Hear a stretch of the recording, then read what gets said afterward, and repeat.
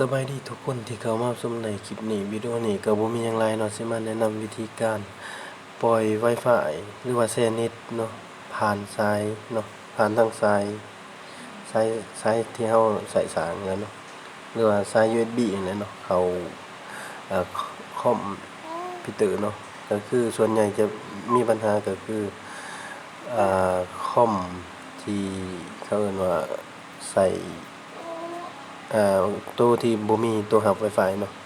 ก็คือคอมพิวเตอร์ตั้งโต๊ะส่วนใหญ่เนาะมักจะมีปัญหาฉะนั้นเฮามีมือถือเฮาก็สามารถนำใช้ได้เนาะขั้นตอนชีวิตแม่นให้เฮาเข้าไปที่การตั้งค่าเนาะแล้วให้เฮาเลื่อนลงมาให้เฮาไปเบิ่งตัวมันเขียนว่าการเชื่อมต่อและแชร์นี่เนาะให้เฮาเข้าไป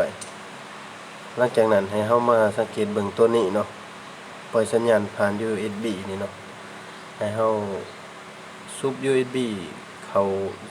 โทรศัพท์แล้วก็ไปซุบใส่คอมเนาะหลังจากเฮาซุบมันจะขึ้นจังซี่เนาะในเมื่อว่ามันขึ้นแล้วเฮาสามารถกดเปิดได้เนาะนี่เนาะก็มีเพียงส่ำนี้เนาะสำหรับการปล่อยสัญญาณหรือว่าแชร์สัญญาณเน็ตเนาะเข้า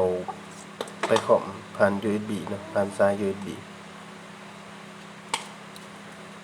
สั่นก็ขอจบคลิปเพียงส่ำนี้เนาะขอบใจหลายที่เข้ามาชมเพาะกันในคลิปต่อๆไป